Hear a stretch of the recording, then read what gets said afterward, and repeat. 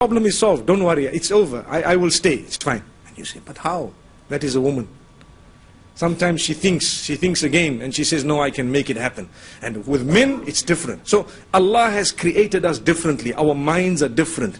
Our physique is different. Our emotions are different. You know, people who say men and women are equal. In Islam, we believe we are equal, yes. But there are certain things that are different, such as your physical features are different. This is why one day I was speaking in the UK, and someone asked about equality between men and women. In Islam there is no equality. I said, look, put Islam on one side. Let us talk about nature. You have the toilets outside here, isn't it? We are sitting in Britain. You have the toilets outside, yes. Why do you have toilets for men and women? Because they are not equal. Finished.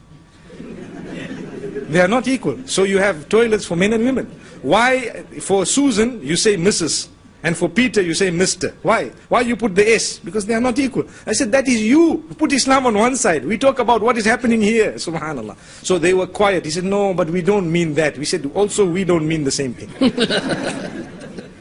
Also we don't mean the same thing. So let us remember the issue of equality. We have equal access to our Maker. We have equal opportunities to gain closeness to Allah. But there are certain things a woman is specialized in that a man cannot do. And certain things a man is specialized in that a woman cannot do. That is how Allah made us. You cannot say that even emotionally we are the same, physically we are the same. I don't see women with beards. I don't see them because we are different. May Allah subhanahu wa ta'ala grant us a deep understanding. But we must never use that to oppress women. Sometimes people oppress women, and sometimes people say in Islam a woman must not be educated. That is wrong. In Islam also a woman is allowed to be educated. And for as long as it is with respect, with dignity, she can be educated. She can be top PhD also. There is no harm. But it must be with respect, with dignity. And she must live within the norms of Islam. And then she can go as far as she wants. So we ask Allah subhanahu wa ta'ala to open our doors. Regarding the issue of divorce, I was saying, if a woman in Islam would like a divorce for legitimate reasons, she can go to the court. She can apply. She can explain. She can get nullification. She can get an order to dissolve the nikah and the marriage. She can.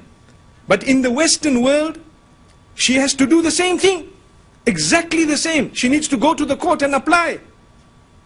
I hope you are seeing the misconception here. In Islam, she needs to go to court and apply.